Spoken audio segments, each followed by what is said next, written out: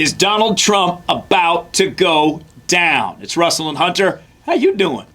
Donald Trump, the former president, Mike, 37 counts related to classified documents in Mar-a-Lago. Yeah, I think this gets him up to 68 total federal indictments right now. It has the image, it has the look, the optics of a witch hunt. So when he does say it's a witch hunt, it does give you that optics. We have, especially when it comes to classified documents, we have things like Joe Biden's classified documents, Hillary Clinton in the bleach pit. It has the optics of we're just going after Donald Trump because he's Donald Trump. Even in New York City, the indictments for paying off a porn star. John Edwards paid off the mother of his love child as well, got away with it. They go after him for that. The optics are a little rough. Maybe. Did you read the indictment? I did read the indictment. The indictment tells a there's more to this. Story. Trust me, there's a ton more to this. I'm just going to tell you the truth. Whether you're Trump fan or not, this is Trump's own making. He made the decisions to hide documents, and the government caught him doing it. And it was while the FBI was criminally investigating the case is when he tried to hide it. I don't understand the thinking there because he put himself on thin ice. Because I do agree, there is that angle, the fact that the DOJ looks politicized. That's a huge problem for the rest of American history. That's just optics. Absolutely. Right. But how do you do it any other way? Donald Trump is the best prosecutor against Donald Trump that there is. Donald Trump is not getting out of Donald Trump's way. Donald Trump is making this easy for the prosecution and the things that he's doing. I believe it was an interview that he was in, that he was holding up classified documents and said, look, this is a classified document. I can't declassify this anymore. It basically looks at, I am guilty. So now, do we want to jump down this rabbit hole? Apparently we do.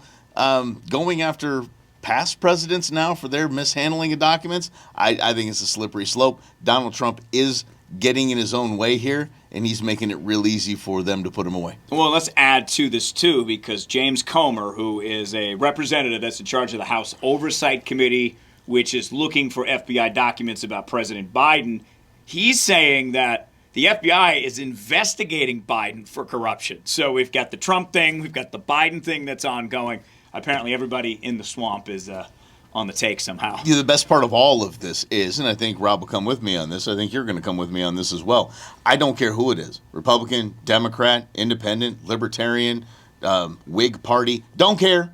If you've committed a crime, you should be punished for it. Got to do the time. Let's clean it up. Let's clean it up. But, people say, well, what about the Trump kids did this? Or what about Biden's kid did this? Fine. Ring them all up. If they've committed crimes, they've committed crimes. Past presidents, if they've committed crimes, they've committed crimes. I think there is a weak spot, though, that Trump can exploit. I think you're right, Mike, about the DOJ being politicized as a Democrat administration. You've got an attorney general who was a Supreme Court nominee but didn't get that Supreme Court nomination. Trump didn't nominate him. So there's a lot of personal ties there. There's obviously a very much dislike of Donald Trump on a particular aisle. So all of this can be portrayed and used as a defense tactic. Plus, the fact that he is currently running for president, is currently the front runner.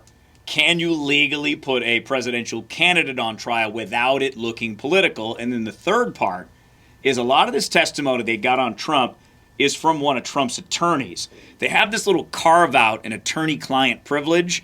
They have to prove certain crimes, which the government went to a judge and did. I'm not sure if that can be appealed to because most of the testimony is reliant on that attorney who didn't willingly give that information up. Okay, and the judge appointed to this case is a Trump appointee, and it's in Florida. He is beloved in Florida. So I don't know if this goes to a jury. I think Trump would want this to go to a jury because I think he holds all the deck is stacked towards him if it goes to a jury. Well, you can imagine how many Trump fans are going to try to get on the jury. Normally we're trying to get off the jury, but someone in Florida is like, Donald, I got you. I'm going to sneak in. And I'm going to infiltrate, and it's going to be fantastic. And don't worry, you're going to get at least a hung jury. Yeah, life membership to Mar-a-Lago.